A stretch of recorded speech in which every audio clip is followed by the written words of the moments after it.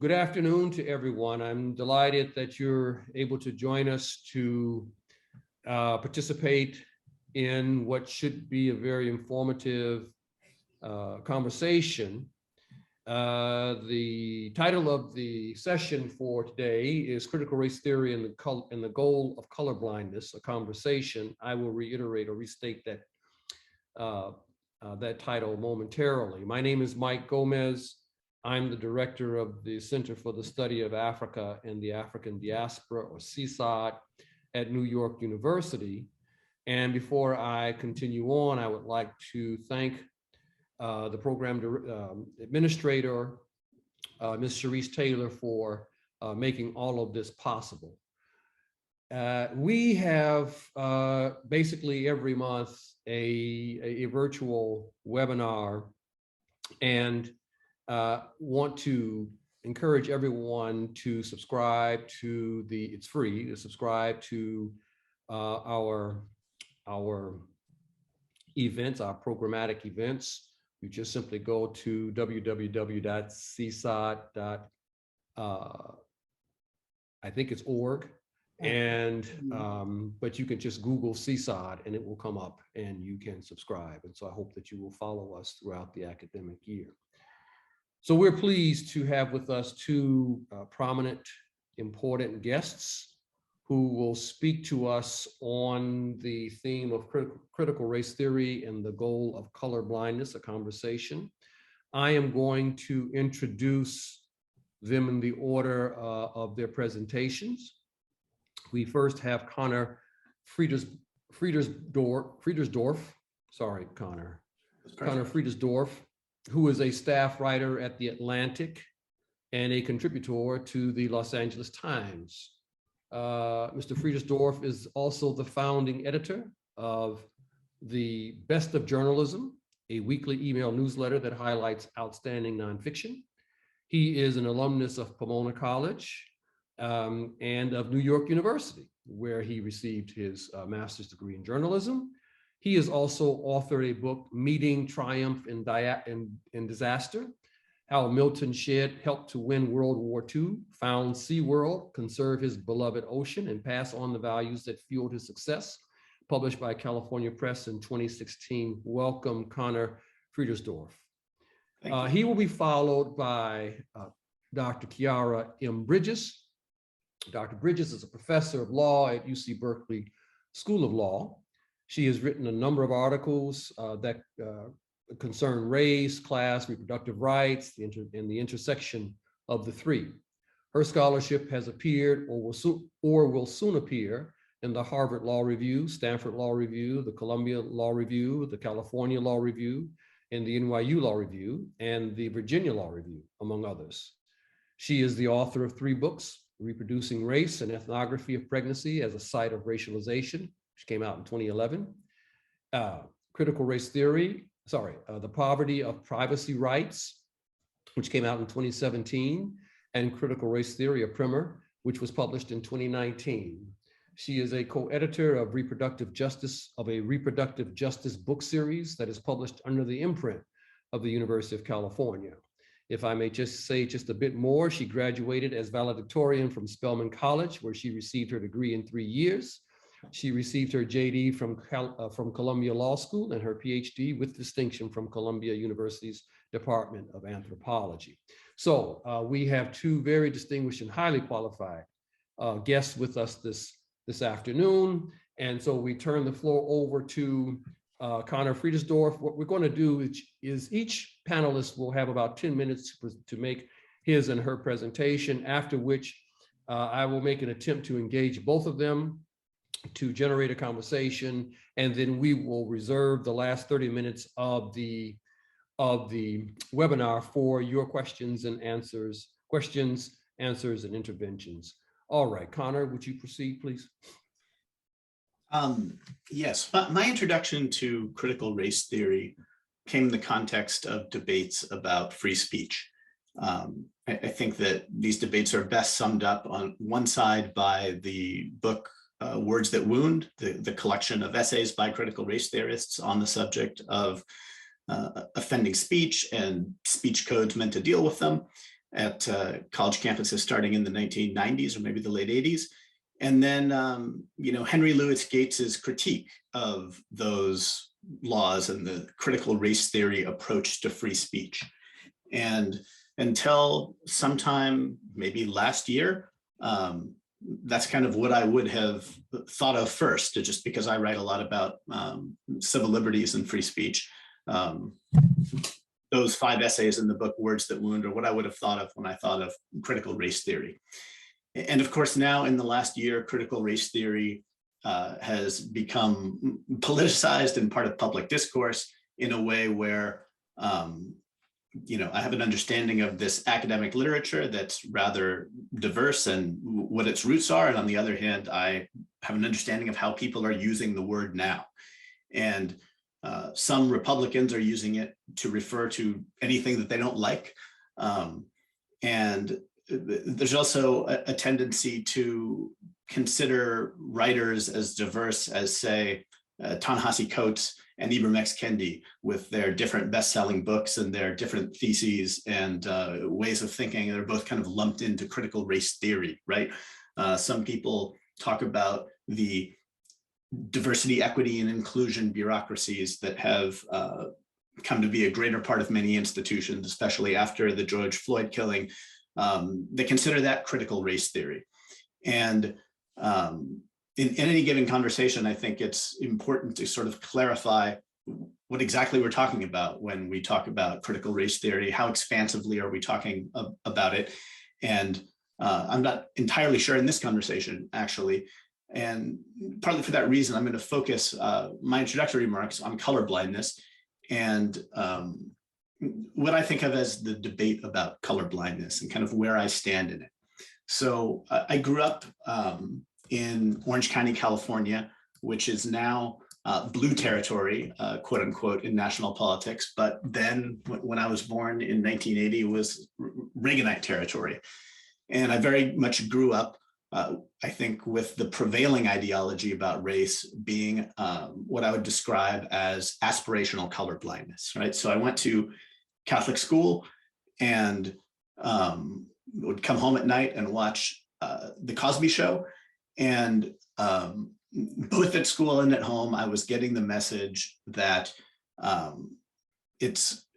everyone is created equally in the eyes of God. It's important to treat everyone the same. Everyone is the same. It's racist to judge people on the color of their skin rather than the content of their character. And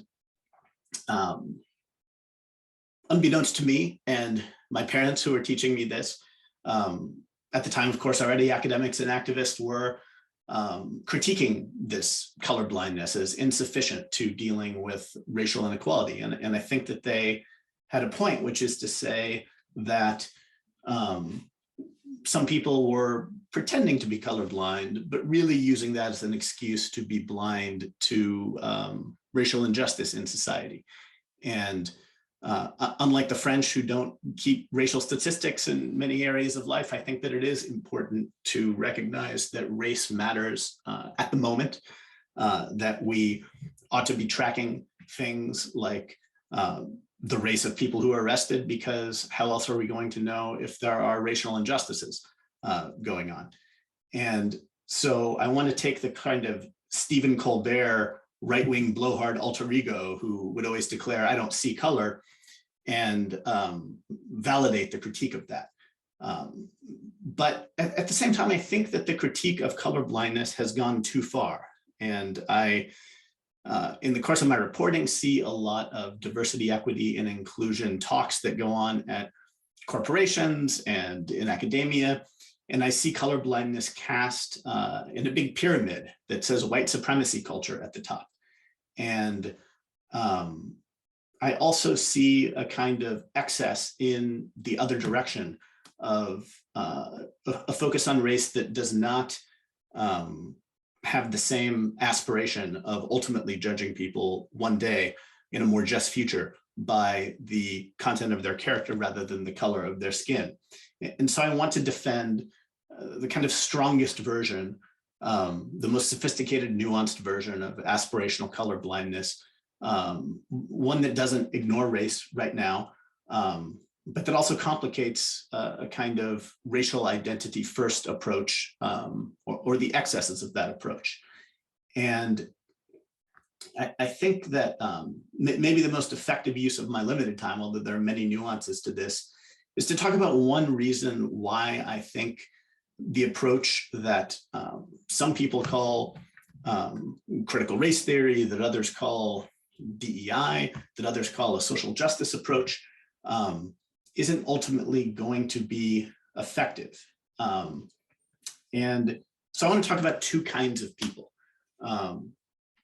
Libertarians on one hand, and authoritarians on the other hand. And I'm not using libertarians in the normal sense of American politics. I'm using it as it's used in the literature on political psychology. And in this literature, libertarians are people who are on one extreme of loving and being engaged by and being excited by difference. And authoritarians are on the other end of this extreme of being so uncomfortable with difference that they're willing to use coercive means to kind of suppress it in the name of oneness and sameness. I started delving into this literature after Donald Trump was elected for reasons I won't go into farther, and really enjoyed the book, The Authoritarian Dynamic by this author, Karen Stenner. And forgive me if I'm going to read a bit more here because her work is quite complicated, but she began her research with a questionnaire that probed the attitudes of her subjects toward child rearing. And their answers indicated the extent to which they thought it's more important for kids on one hand to obey their parents and have good manners and follow the rules, or on the other hand, if it's more important for them to be responsible for their own actions and creative and curious and independent thinkers who follow their conscience. So, you know, both things that most people would want their kids to be, both of those things in different contexts. But she took the people who scored at the most extreme poles of these two kind of values. And one pole is what she called authoritarians, and the other pole is what she called libertarians. And she thought that both of these groups had powerful, largely innate, and highly durable psychological predispositions that affect how they react to all that is unfamiliar and different. And so trying a new cuisine or attending a different faith's religious service or carpooling for a week with someone of a different race is energizing and exciting to some. And yet exposure to the unfamiliar leaves the opposite type frightened, even unhinged. And so the question is, how do these predispositions map onto race? And in one story, in American life, white supremacy is the kind of framework that is used to analyze people who would be antagonistic to others because of their race. And the solution to this is thought to be, well, we need to socialize these people and teach them to love difference. And Stenner would argue that, unfortunately, there's this group of people that is just never going to be comfortable with difference, is never going to love difference. And it's not because they're white supremacist, because this fear of difference goes across all different metrics of difference, right? So in one context, it might be a Catholic with a Protestant neighbor, right? And in another context, it might be as simple as, again, not wanting to go to the unfamiliar restaurant that you've never tried before because you're not comfortable with the unfamiliar. And I think for diversity-loving people, for people who are excited by difference, it's very hard to wrap your minds around the psychology of this other kind of person. And so one example, I always think about refugees coming into the United States. And like most of my fellow journalists, I'm very pro-refugee. I wish the United States took more of them. And every time we do take in refugees, you'll see a local newspaper story.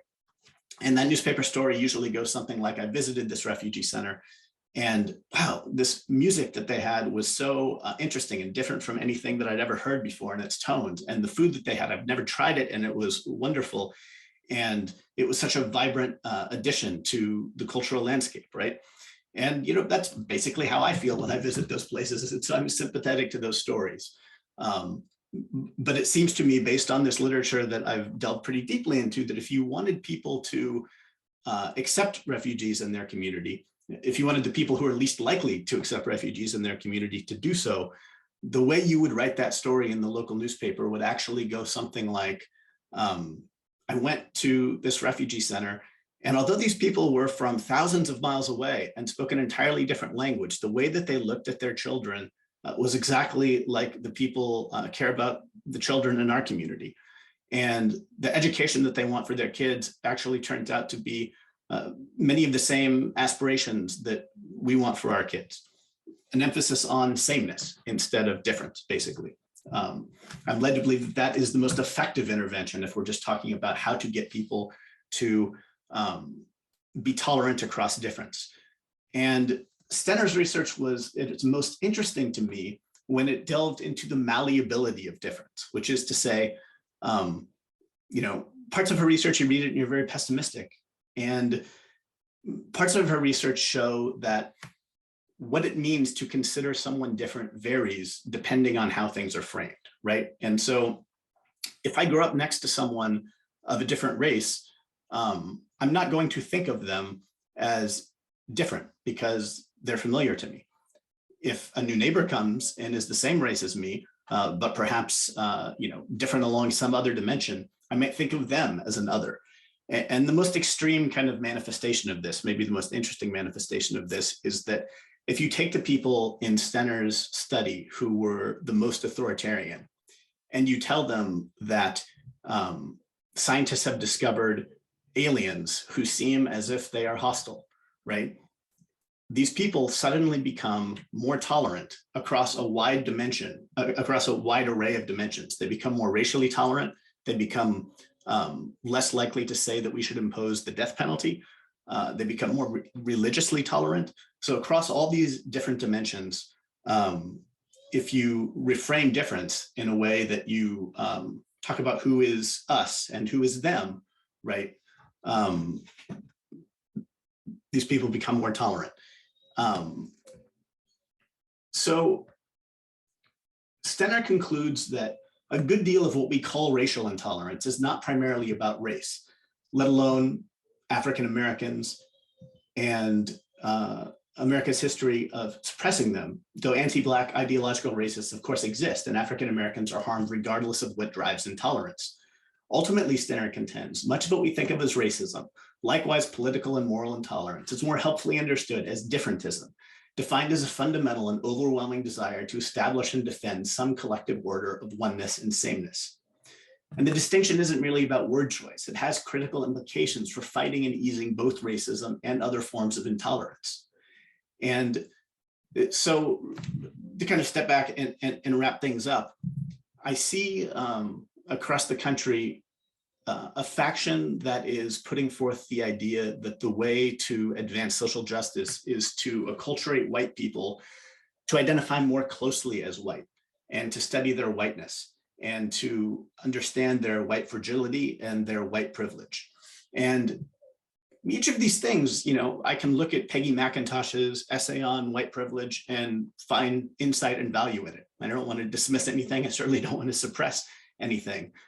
Nevertheless, I think it is a mistake to emphasize the race, the whiteness of a big faction in American society and expect that the result of that is going to be acculturating all of these people into being more supportive of difference rather than more alienated by it. And I think that partly for this reason, although for others, aspirational colorblindness of the kind that I think there's a threat of in Martin Luther King's speeches, that there's a threat of in the way that Barack Obama talked about race during his terms. I think that these are ultimately better lodestars than what I would call the critical race theory informed approaches that I see in diversity, equity, and inclusion bureaucracies today and in certain writers on race.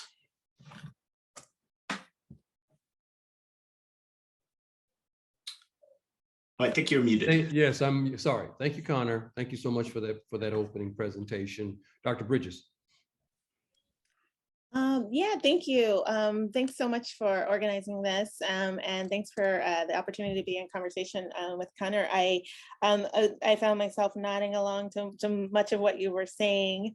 I'm actually going to spend my 10 minutes or so just introducing sort of level setting, because Conor's absolutely right that the term critical race theory has become something of a floating signifier of late. It has begun to mean different things. And the reason that it has begun to mean different things is it's political.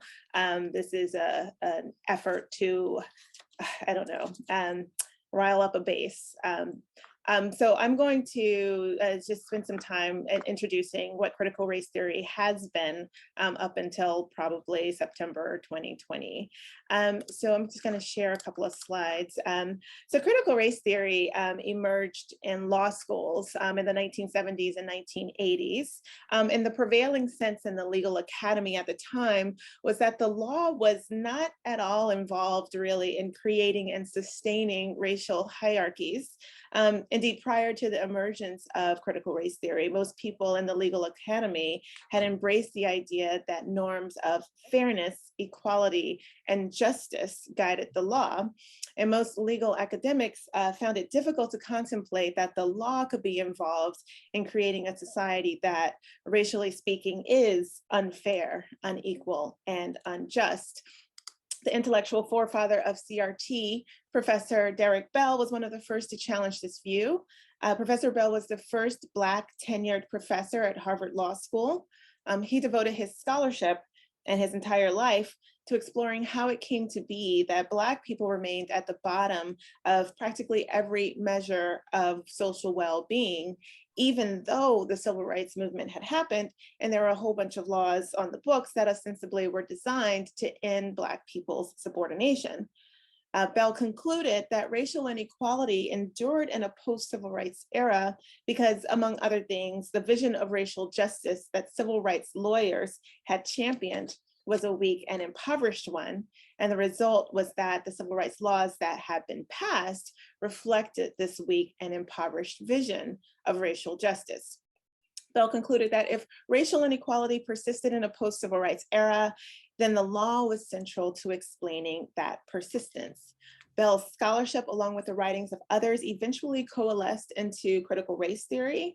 And today, critical race theory is a body of scholarship. It is an intellectual movement, and it is an analytical tool set for interrogating the relationship between law and racial inequality. Scholars who have reflected on the framework acknowledge that there are a host of different approaches, trajectories, and ideas within the body of work that can be called CRT. As Professor Jerome McChrystal Culp puts it, there is no critical race theory. Instead, there are critical race theories. There are many theories that unite and divide everyone who could be accused of being or claim to be members of the critical race theory movement. The one thing, perhaps the only thing that these folks have in common, according to Culp, is the belief in an opposition to oppression. Professor Kimberly Crenshaw, who actually coined the term critical race theory, would likely agree. She describes CRT as fundamentally eclectic. And she has argued that although it has achieved some intellectual coherence, it is far from a fully unified school of thought. She asserts that CRT is not a verb, it's not a noun, rather it is a verb. It is an entity that shifts as it interacts with its environment.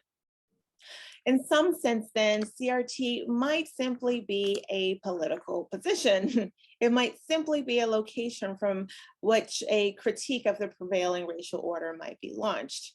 That said, simply expressing a dissatisfaction with the existing racial order is not enough to make a piece of scholarship a part of the CRT literature.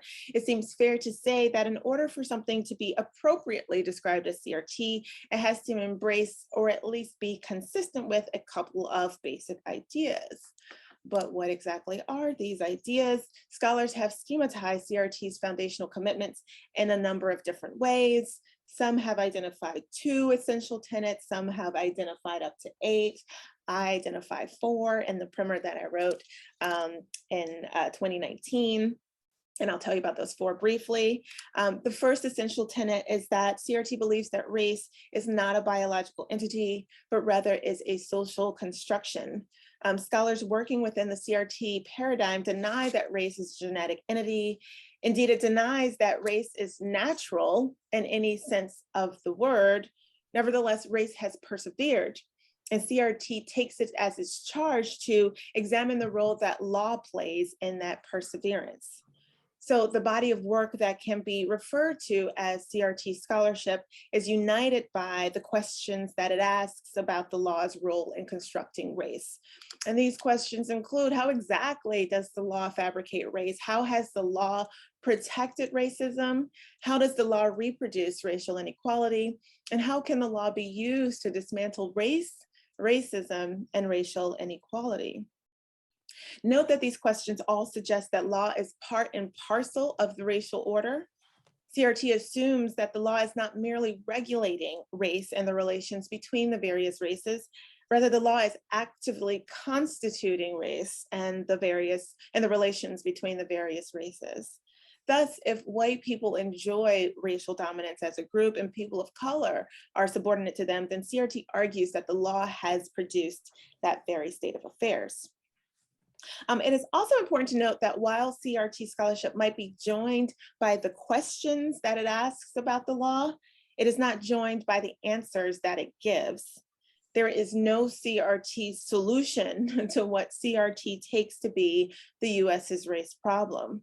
While CRT scholarship might disagree about how to solve the problems that it identifies, it is uncompromising in its belief that there is a problem, which leads to the second tenet. CRT believes that there is a race problem and that racism is a normal feature of American society. Now, when CRT proposes that racism is a normal feature of American society, it is saying that racism is the rule rather than the exception. It means that we should not understand acts of racism or the processes that produce racial hierarchy to be deviations from an otherwise fair and just status quo. Rather, the rule, the norm, is one of racial unfairness and racial injustice. And then racial fairness and justice are exceptions to the general rule that we try to make into the norm. The third tenet is that CRT believes that scholarship is not, cannot, and should not be disconnected from people's lives on the ground. Thinkers using a CRT framework produce their scholarship with the hope of dismantling systems that subordinate people of color. CRT believes that all knowledge is political. It believes that scholarship that ignores race is not demonstrating objectivity or neutrality. I guess I could rephrase that and say it believes that colorblind scholarship is not demonstrating objectivity or neutrality. Instead, in a lot of cases, colorblindness is demonstrating its own political commitments to the existing racial order. Thus, CRT is dedicated to the production of politically engaged scholarship. It allows race to figure centrally in its analyses, and it rejects the criticism that this is an analytical error or an intellectual laziness. And finally, CRT rejects traditional liberal understandings of the problem of racism and how racism will be defeated. And so this sort of tenet highlights that CRT is not a response to conservative thought about race. Instead, CRT is a response to liberal thought about race. It is reaction to that. It is a critique of liberal understandings of race. And I don't want to take up too much time because I would much rather jump into a conversation with Conor. But I will just say that when CRT critiques the liberal understanding of race and racism, it really is critiquing a number of different things, but perhaps primary is critiquing how liberal understanding or how liberals tend to define the problem of racism. And here's just a definition. Traditional liberal civil rights discourse defines racism as discrete, easily identifiable, invariably intentional, always irrational acts that are perpetrated by bad actors. Essentially, traditional liberal civil rights discourse defines racism as bigotry. And of course, racism is bigotry, but that doesn't represent the entire universe of racism according to critical race theory. Critical race theory is actually much more interested in non-bigotry. It's much more interested in structural institutional process. Systemic racism is interested in sort of the large scale processes that work to disadvantage people of color in this country. It proposes that that which is doing most of the heavy lifting when it comes to producing the racial inequality that we see as a banality, that which is doing most of the heavy lifting is not bigotry. Rather, it's systemic processes, it's institutional, structural processes. And so CRT investigates those processes and tries to figure out how to fix them. And I'll just stop sharing right now, and I'll just end my remarks by saying that I don't recognize CRT and Ibram Kendi and what's the other woman? White fragility. What is it? Robin DiAngelo. Yes, I don't recognize CRT in those scholars. One, because they're not lawyers.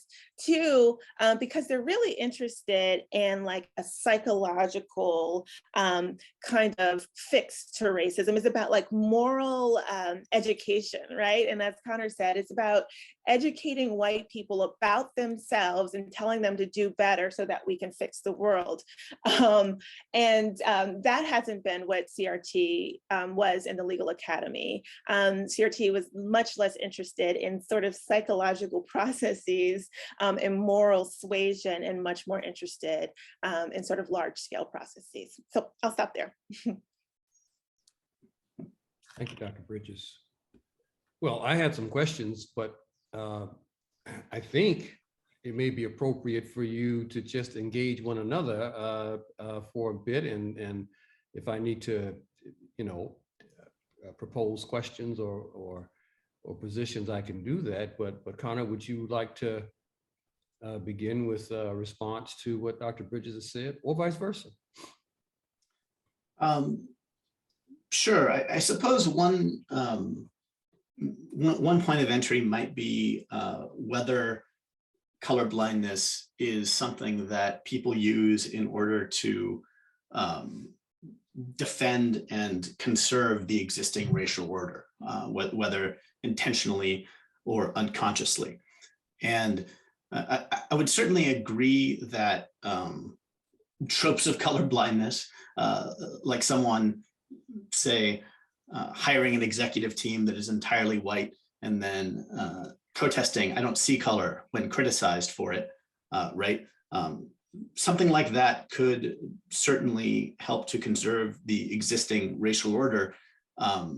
And yet it seems to me, despite people invoking colorblindness in those moments, that if we look a bit closer, I don't know if we would agree that they are even living up to the demands of colorblindness, right? Which I would say are much more onerous than it's given credit for by its detractors. And so, if I were talking to the CEO of that company, right, I would say, look, here's some figures about the population of the United States, and here's some figures about the racial diversity of your competitors. And you purport to be colorblind, but it seems to me that this result that you have at the top of your company, isn't it possible that this is actually the result of failures of colorblindness, that this is actually the result of a kind of discrimination that is going on, that is unrecognized because you refuse to do the analysis along racial metrics? And I might say, look, here are these resume studies that show that even people who are going through a pile of resumes that might not intend to be racist, in fact, tend to select away from names that are traditionally quote unquote Black names disproportionately to when they're white names. And this has downstream effects. And that if you're really committed to colorblindness, first, wouldn't we expect just, in the nature of things, to see more diversity at your company? But even if you disagree with that, if you're really committed to colorblindness, could we institute a blind resume process at your company so that we make sure that this kind of discrimination isn't going on, because that's consistent with your values and what you purport to believe, right, CEO? And so I would just make the larger point that there are all sorts of ways that really holding people to the ideal of aspirational colorblindness could actually improve on many racial inequities. And I don't myself believe that it is sufficient to all of our needs right now. I can tell you instances when I believe that, for example, we need to, generally I favor race neutrality in laws and in public policy. There are times when I think that that is insufficient. They're relatively narrow and well-defined, but we can talk about them. But I would just make the point that I don't think there's anything inherent in aspirational colorblindness that need be concerned with preserving the existing racial order. And I would say that I was raised and acculturated by people who both embraced aspirational colorblindness and also intended it to be something that would hand down to their kids and their grandkids a racially equal society, rather than one that preserved a very real racial inequities that they did see and appreciate. I'll just say a couple of things. I would say that what the hypothetical that you give about, turning to the CEO and, showing like the stats from the company in terms of hiring, who's there, who's promoted, who's reprimanded, who leaves, that actually would be, if you had proposed doing that sort of racial investigation into the company's sort of geography or demography, when I say that colorblindness has been used to defend the existing racial order, when you propose that sort of investigation, those who deploy colorblindness in order to defend the racial order will accuse you of being the racist because you're actually paying attention to race in order to correct what you see as a racial inequity. And so that's what I mean about color. Yeah. So it is not, and I agree with you, it's not inherently a conservative tool of, the racial status quo, but it has been deployed to defend the racial status quo. And I'll just give like a couple other thoughts when you were talking. I jotted down some notes. I think that, so I will say that within the big tent that is CRT, there is wide disagreement about what the goal of this whole thing is. And is the goal a world in which race doesn't exist? Or is the goal a world in which race exists? It just doesn't overdetermine, whether you live or die, or whether you're incarcerated or not, or whether you die from COVID or not, right? And there's a nice nugget of folks who identify as critical race theorists who believe that the end of colorblind, right? So we're working towards an end, and the end is colorblindness. I would say that all critical race theorists, however, and again, I really hate to say things like all, because we're in a world in which we're essentializing what critical race theory is. But I would say that most critical race theorists would reject the idea that colorblindness is the means to that end. And that is what a lot of, I don't know, folks on the right, folks with politically conservative ideologies are doing. They're using colorblindness as a means to get to a colorblind end. And if we're using colorblindness as a means, it's just a failed social policy. I mean, I look around at the obvious racial inequality that we see, and if we've been trying to do colorblindness for, I don't know, a generation or so, it's just not working. If I could jump in there real quick, I don't think that follows, which is to say, I would certainly agree that there's more work to be done. I don't think that the colorblind ideology that I think prevailed for a few decades in American life was sufficient to solve the problem. At the same time, that doesn't imply that it didn't contribute to great progress, or that it needs to be eschewed instead of, it needs to be gotten rid of. Perhaps other things need to be layered onto it, right? And, there are ways that you could look at the statistics and you could say that between, 1950 and 2000, right, more progress was made than another window of time that perhaps began in 1990 with the shift away from colorblindness. And so there are many ways to parse the statistics. And I hear this often that, we tried it and it failed, or it didn't go far enough. And I would say that a different way to look at things is that aspirational colorblindness is one tool in a larger kit. And different people in a diverse, pluralistic society are both attracted to different kinds of solutions and are also not capable of wielding all tools. And it seems to me that aspirational colorblindness, rather than a tool that we should cast away or put down, is one that we should encourage insofar as, one, it is the best tool that a given person is capable of using in order to move toward a more just society. And two, it is a tool that they're wielding in some of the constructive ways I alluded to, as opposed to what I think of as some of the, I don't want to say disingenuous, because not all of the people are disingenuous, but I agree with you that this tool can be deployed in ways that are in service of conserving racial hierarchy. And I want to endorse other uses of this tool rather than cast it away as so flawed that it's worthless. Yeah, no, I don't disagree, and there are probably, I think where we disagree is in our endorsement of when colorblindness is appropriate. I think that you would just identify many more areas of social life in which colorblindness is appropriate than I would. So I'm not willing to throw the entire endeavor out of the water. But in the areas of life that I have seen, and then that I investigate in my scholarship, I investigate most closely reproductive justice issues, and because it's when it comes to racial disparities in health, I don't think that color blindness is working.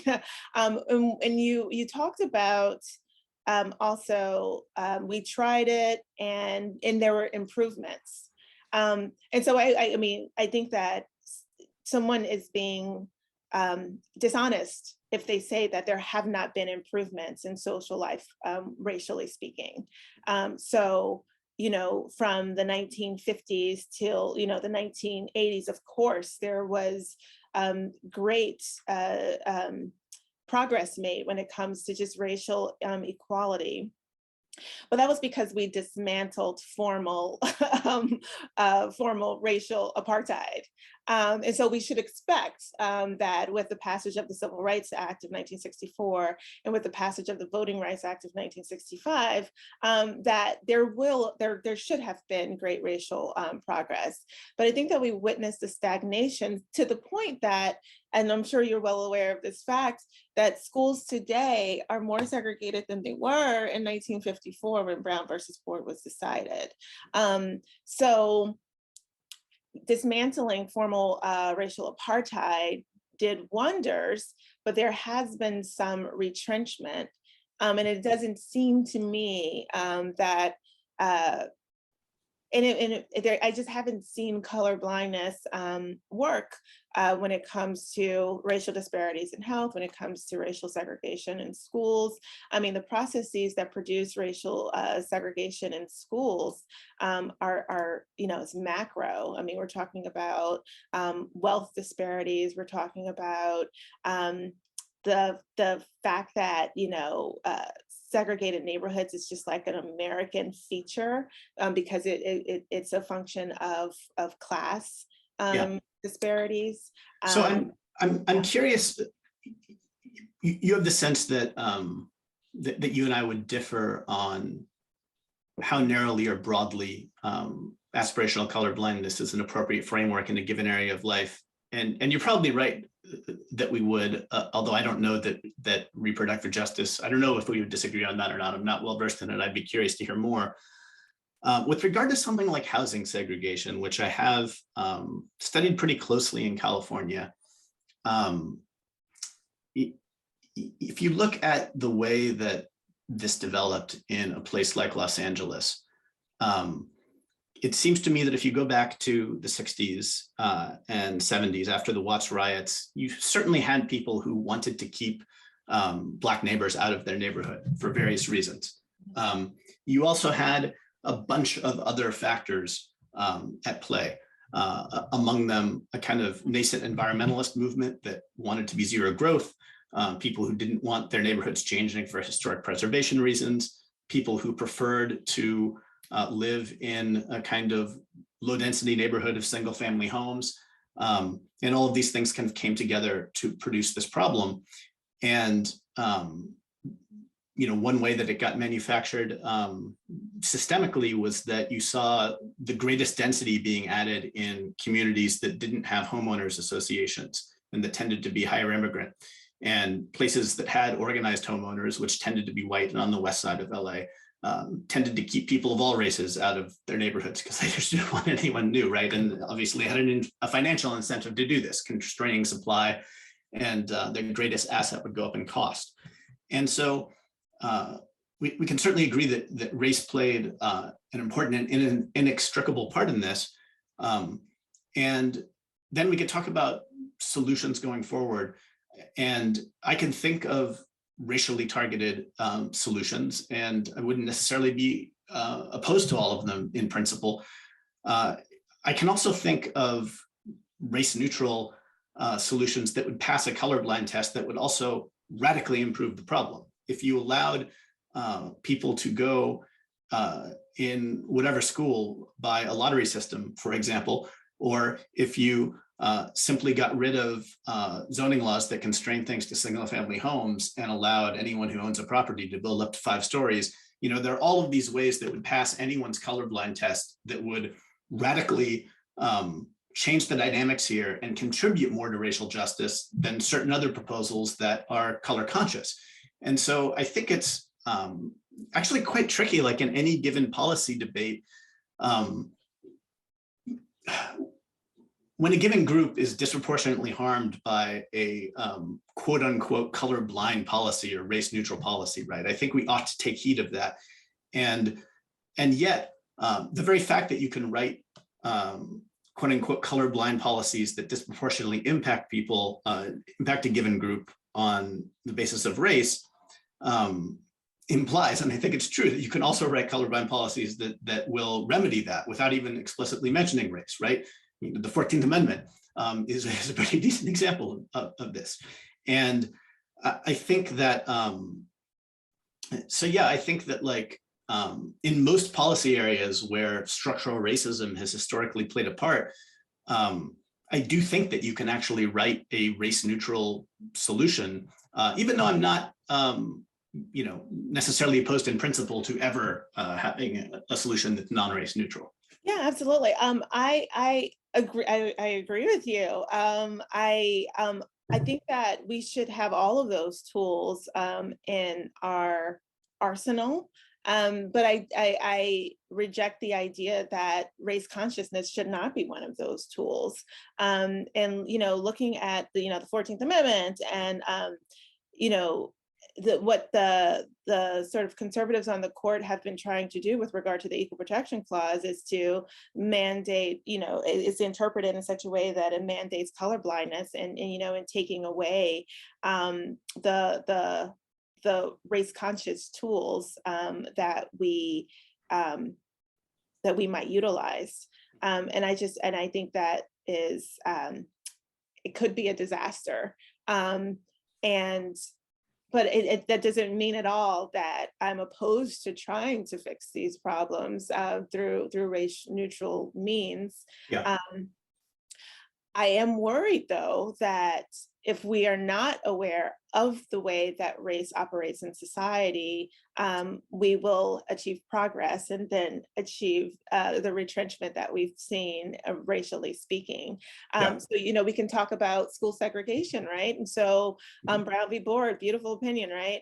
And then we try to achieve the goals of Brown v. Board, and through a series of Supreme Court decisions that came down after Brown, I would say culminating in Milliken, we allowed and I don't even know what to call it, but we allowed racial segregation to be achieved by different ends, by not, having unified school districts, by allowing, white flight to happen. So I think that you and I are more similar than we are different, in that everything that you've said, you've proposed being aware of race, and then just using race neutral tools to solve a race problem. And I propose also being aware of race, and just being a little bit more sympathetic to race conscious tools to solve the problem. I wonder how you view what I suppose is a bit more interpersonal than kind of questions of policy and structure, which is to say, watching institutions grapple with race and how to deal with it internally, and watching like so many presentations and discussions and getting emails from academia and corporations. I'm struck by, there's this Jefferson scholar, I'm blanking on his name, but he is at the University of Virginia. He's an Indian American immigrant, and wrote a great essay in The Hedgehog where he talked about what he described as his colleagues converting to whiteness and going through these kind of D'Angelo type trainings, and him feeling that while they were being very well-intentioned and were trying to advance racial justice, afterwards he felt this kind of separation between him and them, as if they used to regard him as an equal, and now they regarded him as like a kind of weird mix of a superior and an inferior, as if there was this power hierarchy and they were on different places, and that had to inform every part of their interpersonal relationships. And as you know, some people say, oh, that's critical race theory, right? And I think that's obviously simplistic, although I do also think that some of the people who advance those kinds of theories see themselves as working in the tradition of critical race theory.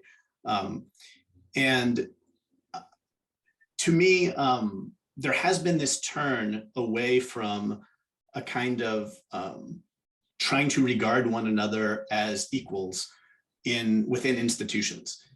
And to me, that is the kind of only basis for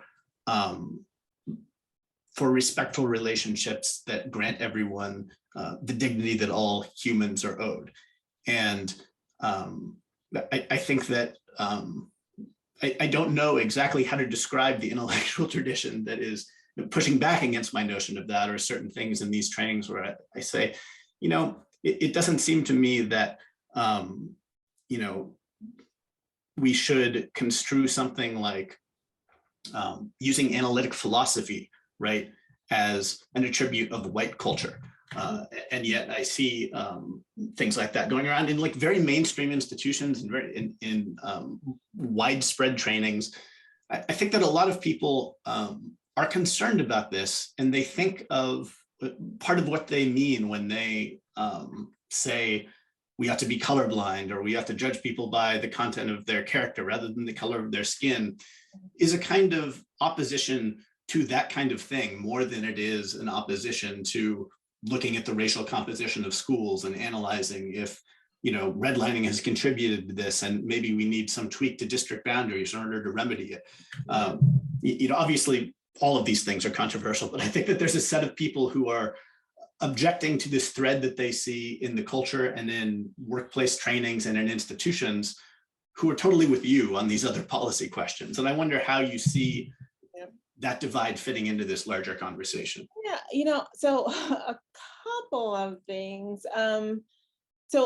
And you were probably aware of this as well, but CRT has been that body of literature, people writing within that genre, has been highly critical of diversity and inclusion, right? That language, the idea that, and so let me just so diversity, we started talking about diversity in terms of the 14th Amendment, in terms of what is a compelling state interest. We started talking about diversity because the court disallowed us from talking about remedying societal discrimination. Right. So now, instead of having like offices of racial justice or office of whatever. Now we have these diversity and inclusion offices. And so critical race theory has been highly critical of that. And it has also been highly critical of the idea that you have these trainings where people come in for an hour and a half, and you bring, D'Angelo, or you bring Kendi in, you bring some sort of speaker in, right, and you educate the employees, and then you go on and you do business as usual. Yeah. And then, the inequalities that were present in the organization, the hiring failures, the promotion failures, the attrition, that stuff never changes, but you can pat yourself on the back and say, but we had this diversity and inclusion training. So also, I'll begin by saying critical race theory is critical of that. I will also just add that, I don't have an issue with identifying certain values as associated with certain traditions. And I'm an anthropologist as well as a lawyer. And so the idea of a white culture, the culture talk makes me itchy. I hate talking about culture because it's such a ambiguous, problematic term. But identifying certain values as associated with certain traditions, like timeliness, like showing up, at 2:45 to a Zoom call, like that is associated with a certain tradition. And there are other traditions where, it's rude to show up on time, right, because we're still preparing. Yeah. I have no issue with calling out that fact. Or just identifying it as a fact. And to the extent that, people are, their worlds are expanded by knowing that this is not the way that we have organized society, the things that we value, the things that we expect, the things that we think make a person professional or educated or, whatever, that those are actually choices, right? Those are actually value choices, and we could organize society differently. So, identifying it as white culture, that makes me uncomfortable.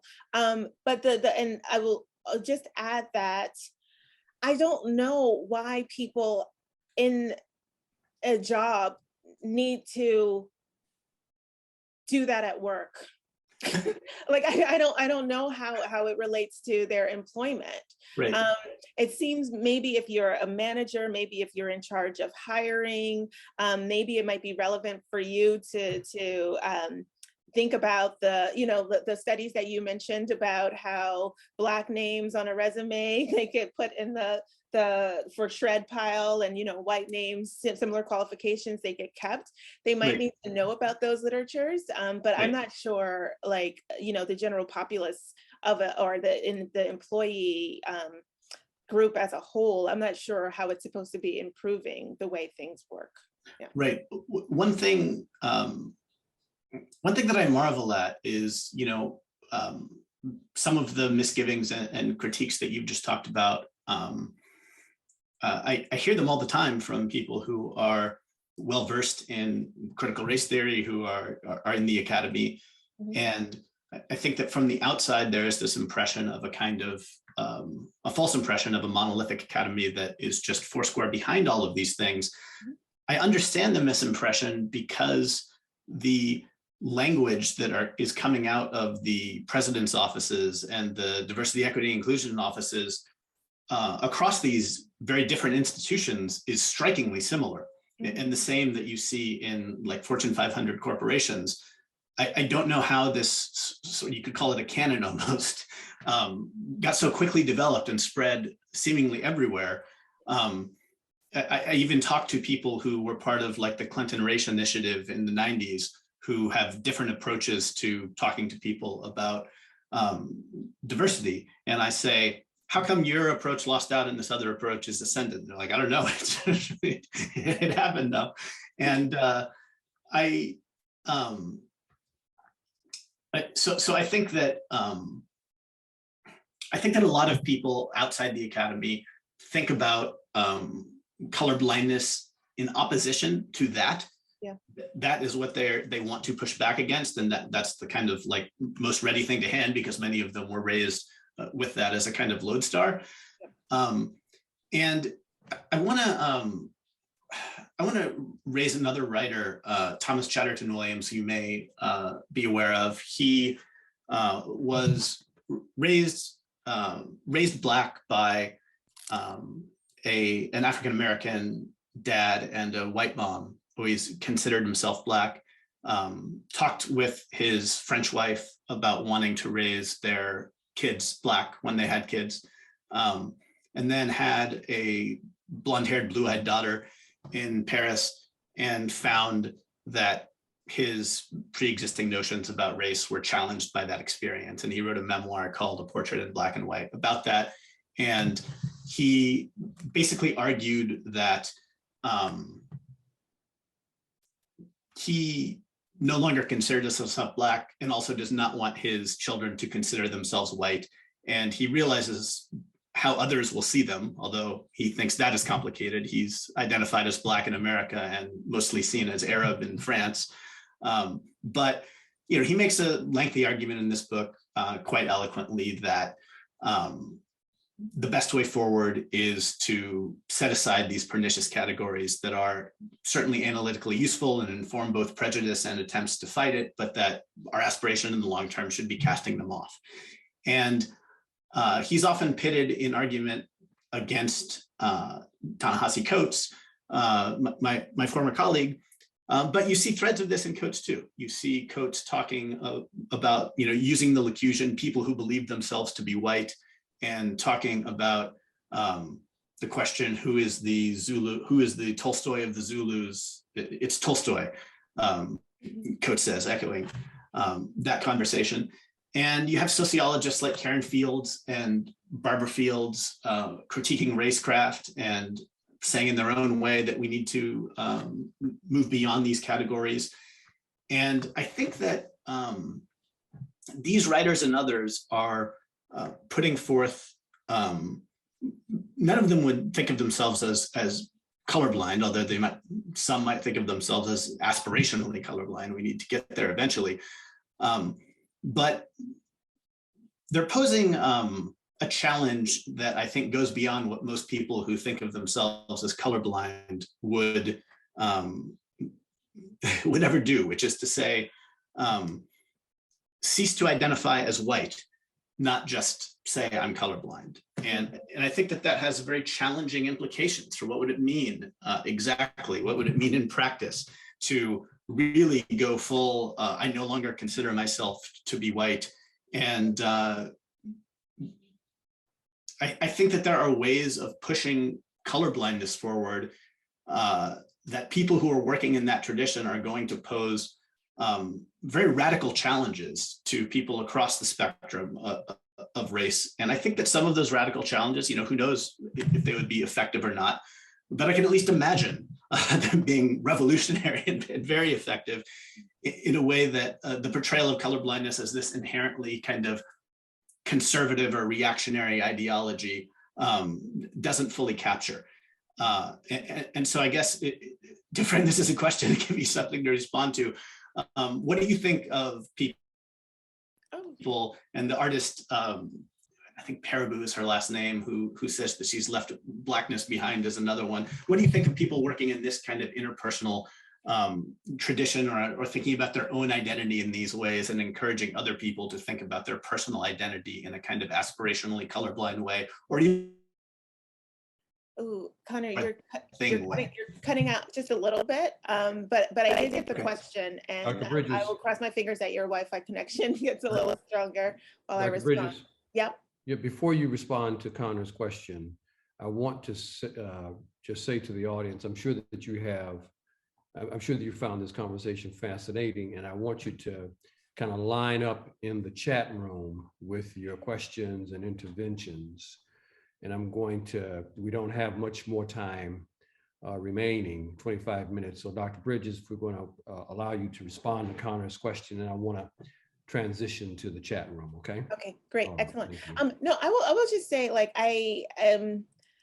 so I think that a lot of times, we conceptualize race, especially non-white race, as like a source of suffering and a source of, this is the tool, like in a lot of, I would just say, literature, critical studies around race. Race is the category that we use in order to exploit or in order to, direct resources towards some groups and away from other groups. Race is sort of it's just like a mechanism by which we can, produce hierarchy, which benefits some and hurts others. But I think that there is there's a response to that in the literature, and that race is also a source of joy. It's a source of the things that I identify in my life that are Black, like my family. I just saw my family, and there's a lot of Blackness going on in my family in terms of like the way that we interact with one another, the sort of shared memories that we have. The ease with which we understand, certain sort of social phenomena and how we relate to it. So race is not just like this tool for exploitation and denigration, but it's also a source of joy and pride. So all of that to say, when I imagine what a racial utopia is, it can't be a utopia for me personally, right? Yeah. It can't be a utopia in which race just doesn't exist. It doesn't make sense to talk about, racial difference. But I find it hard for me to critique someone else who wants to get beyond. If race hasn't been a source of joy for them, have at it, right? Like you can be post-racial in your personal identification. I haven't thought about the political consequences of that. Yeah. You mentioned France and their refusal to record racial categories, and there's a certain political consequence to that. But I haven't thought about the political consequence of people sort of being identitarian post-racial as opposed to a political post-racial that we supposedly arrived at in 2008. Yeah. I think my only kind of coda to that is, Coates wrote once, they made us into a race, we made ourselves into a people. And Chatterton Williams, sort of in response, says that an essentialist belief in race results from vicious bigotry or well-meaning anti-racism. It must be overcome. So too must the proud and resilient identities that formed in reaction to it, since whiteness and Blackness are both built on a pernicious falsehood. And I think that different people are always going to be coming to this question with different senses of how important to this is, just as, my French and German ancestors aren't at all important to me, and other people have a very thick notion of kind of ethnic history that informs them. And I would say that across that kind of difference in personal perspective, I think that there's a lot of common ground that can be sort of cooperatively, people from both of those perspectives pushing for racial justice in many ways. And my concern with kind of current attempts to take something like rejecting the race entirely as a framework, or aspirational colorblindness, and to kind of stigmatize those things as part of white supremacy, is that it makes that cooperation impossible. But by kind of stigmatizing one comportment, when I think that like both of these comportments are just always going to exist. Yeah. Now, in response to, and I don't. Are you guys going to let anybody else participate? Well, I don't see any questions in the Q&A. Yeah, I'm happy to. I mean, this is a fascinating conversation. Listen, the audience, please put some questions in the Q&A or chat room. Our panelists are, they're going to keep going. I know if we were in the same city, we'd go up to coffee after that. Okay, go ahead, Dr. Bridges. You were saying? I was just going to say, I think I reject the idea that because, race was invented in order to, rationalize exploitation, to rationalize inequality in a country that had, purported to be interested in liberty and justice for all.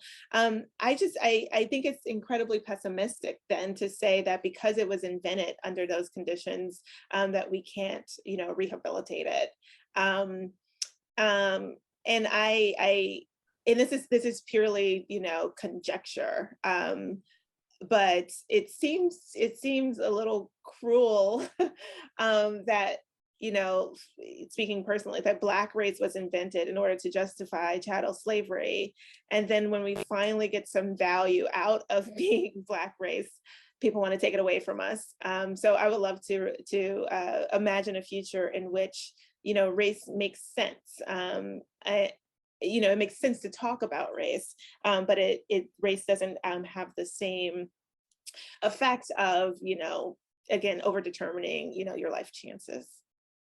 Yeah, I'm a bit more pessimistic than you on that front. But I also do think that, I mean, if I were looking for a kind of middle ground that maybe we could both agree on, that would be something like Albert Murray's The Omni-Americans, which is to say this recognition that what is called Black culture and what is called white culture in America have actually been informing one another for years with, contributions on all sides, and that this is immediately evident if any American goes to, say, Ireland or Britain, and it's immediately apparent how much our culture is informed by one another. And I think that is a kind of, the idea of an omni-American is a kind of base for something that includes the wonderful contributions of Black culture and the way that they've interacted with, various European immigrant cultures. And I think that is possible. Yeah. One of the things that I appreciate everything that you've said. It's been a fascinating conversation. And I want to flag the demeanor and the spirit with which you've engaged one another. These are topics that, as you both fully appreciate, tend to impact people very viscerally, and those reactions can be very visceral. It sounds to me that both of you are kind of conceding to some extent that whether it's colorblindness, aspirational colorblindness, or CRT, that both have their limitations. And maybe the question is, how to, I haven't heard, with respect, in particular from Conor, I haven't heard, given, I've heard you say that, you've qualified aspirational colorblindness in many ways, and you've tried to, differentiate your approach to colorblindness as opposed to what else is out there. I haven't heard a lot of, I've heard a few practical suggestions as to how to move forward. Although I have to say to you, Conor, I would be interested to hear what Dr. Bridges has to say about this, that the business of you quote Stinner's scholarship and caution against this kind of differentialism, and that kind of highlighting kind of whiteness is going to be counterproductive, and we need to move in a different direction. It does kind of sound like one of the tenets of CRT, that is to say that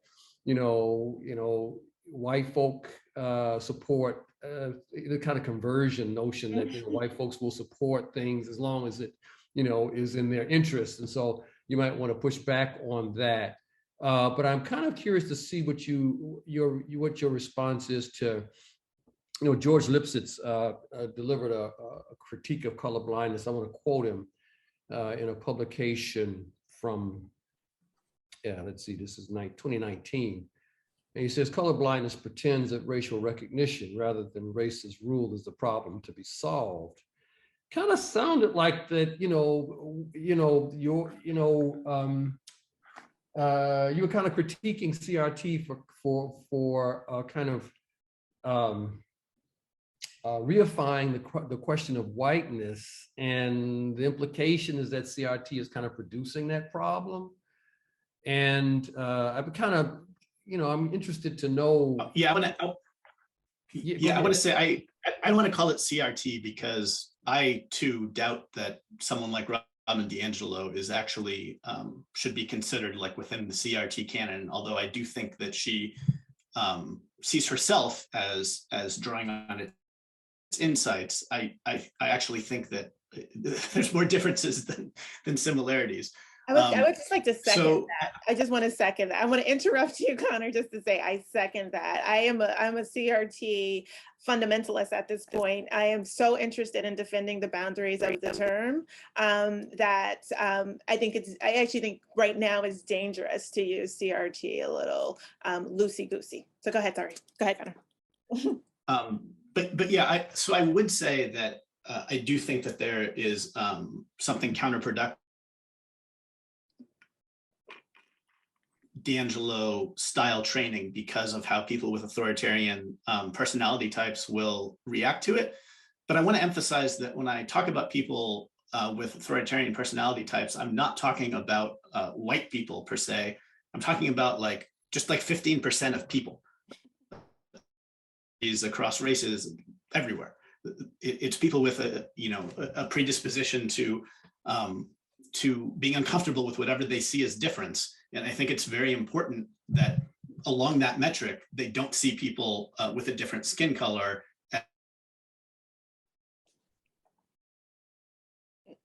Consequences will flow from that. It's also important that they don't see people with different religious beliefs as inherently different, or people with the same skin color but different nationalities as inherently different. And so this could manifest as Ghanaians being prejudiced against Nigerians, right?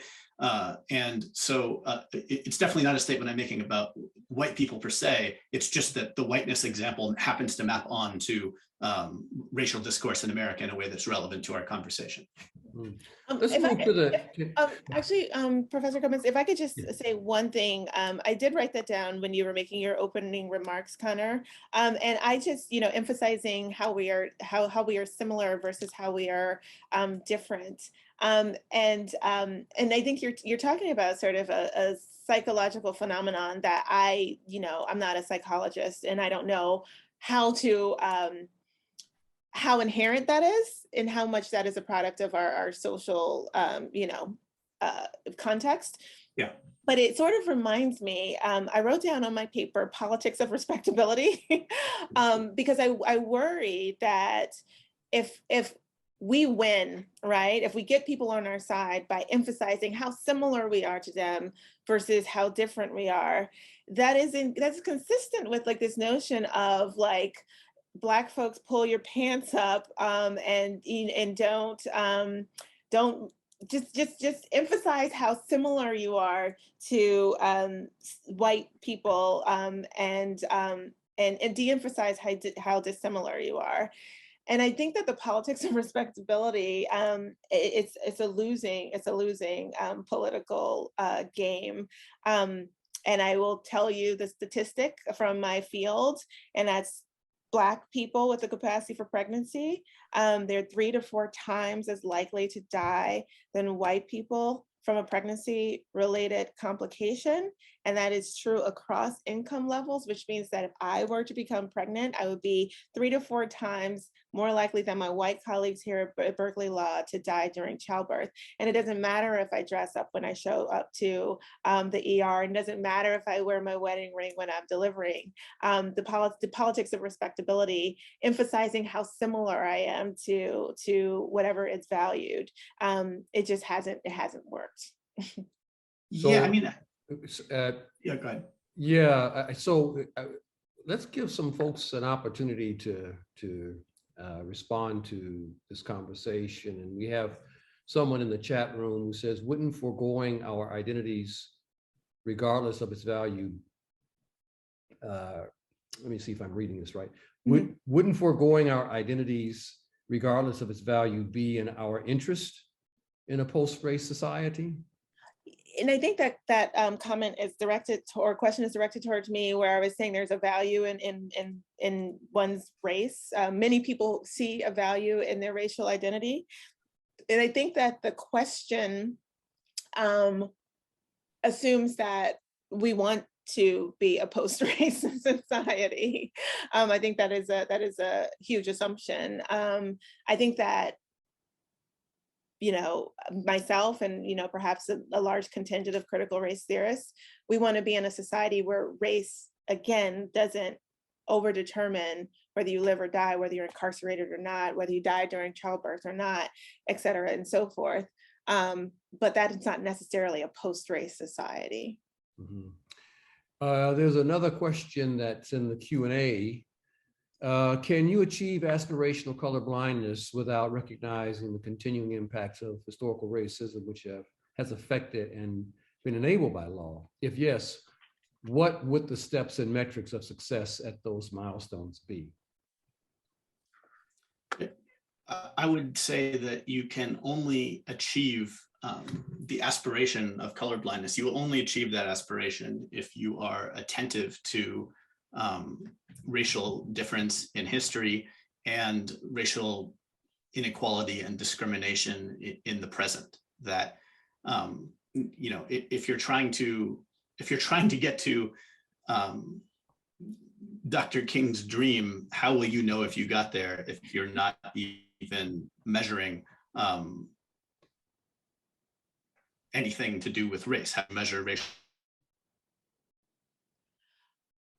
So Conor, you're cutting out just a little bit, but I just wanted to, I'll while your Wi-Fi gets stronger, I'll just add that the only reason that I have agreed with Conor as much as I have during this hour and, you know, an hour and a half conversation is because I understand Conor as understanding, like we agree that we have to recognize the continuing impacts of historical racism, the current racism, in order to, I mean, so Conor and I started the same baseline, which is that race matters. It matters historically, and it continues to matter in the present. And then how we rectify the continuing, you know, effects of historical racism. That's where we depart. So, yeah. All right, here's a third intervention question. Thank you for an extremely interesting conversation. However, it seems from your debate that the only possibilities for any anti-racist public policy is to be based on colorblindness or affirmative action based on race, or a mixture of it. But what about economic redistributive policies? From a European perspective like mine, it seems that part of the maintenance of such an unequal society in the US and racial and other lines has to do with a very thin welfare state.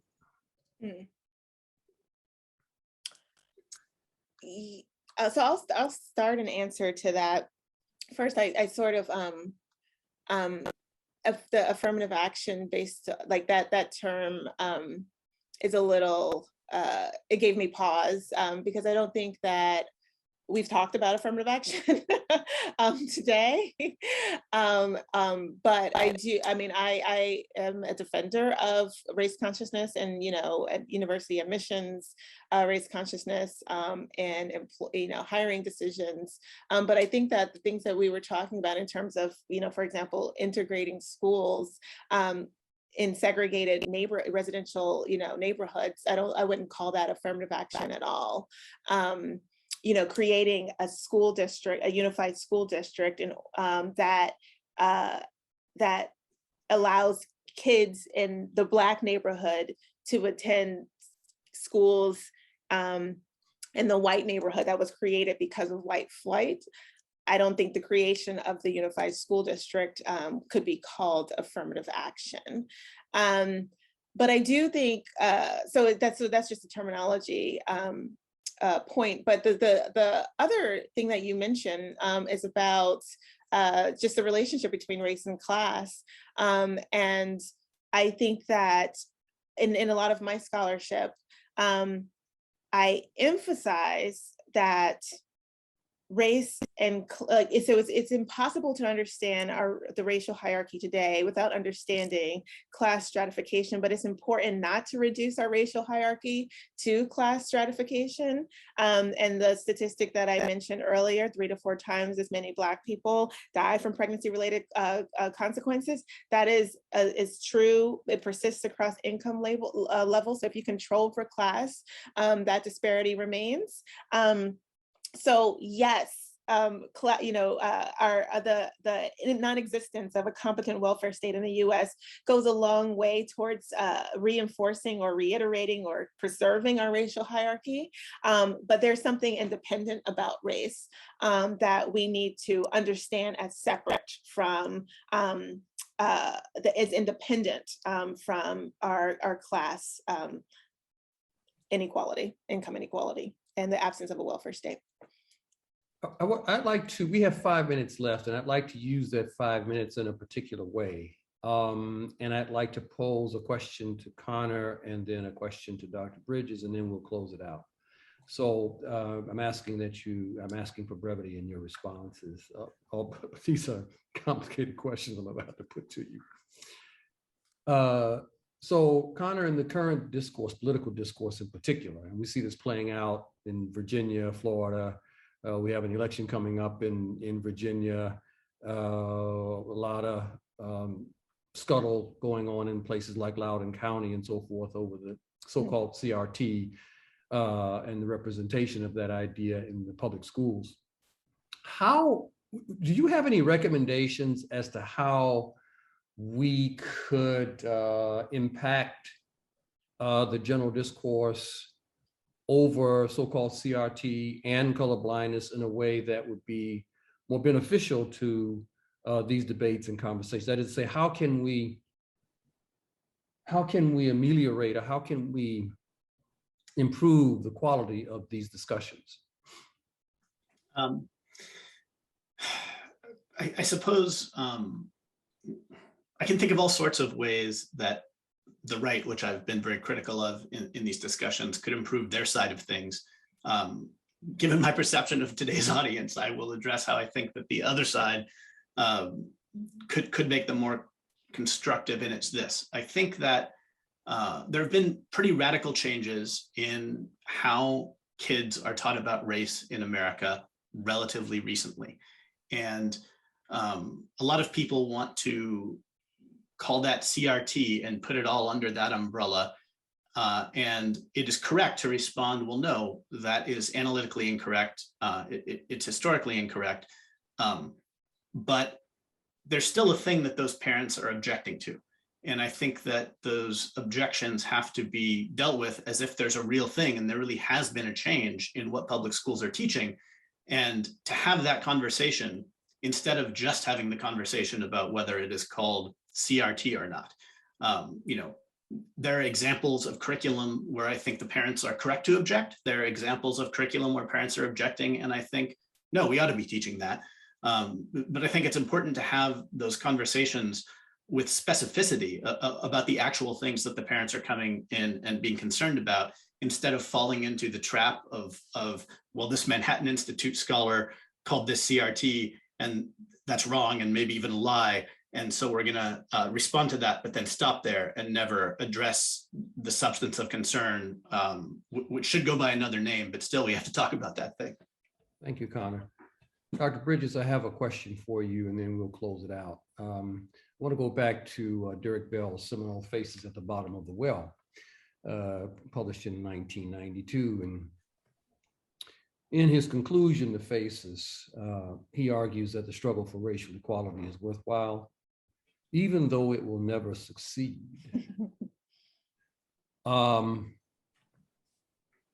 He demands recognition of the futility of action while insisting that action must be taken. What is your position on that? I know I'm more optimistic than Professor Bell, and I also recognize a truth in that. And as much as he recognized that struggling for racial equality was good for your soul, so in a sense, he was also concerned about the moral education of folks, but not white folks, rather people of color. It's good to struggle even though you lose. But I tend to be more optimistic than that. I don't know. It's certainly not in my lifetime. Will we achieve a country in which I think it can accurately described as a racially just one? But I'm certainly I am optimistic that we'll be better than we are today. Yeah, I think that we'll be better. Not inevitably, but it's possible. Well, Mr. Friedersdorf and Dr. Bridges, I want to thank the both of you for quite a discussion. I've learned a lot, and you know, I think that all of the people who participated or who witnessed your interaction today, as well as those who will watch the tape subsequently, will learn a lot, not only from the substance of what you say, but the manner in which you conducted yourselves in engaging one another. I really appreciate that. And I want to thank you for your participation. I want to thank Ms. Taylor, for the administrator of CSOD, for putting this together. I want to thank everyone who has been in attendance, who will be in attendance. And so I wish everyone well. Thank you so much. And hope that you will stay tuned for our next event, the CSOD event, which will be next month, which will be on climate change and its impact on the global South. Thank you so much, everyone.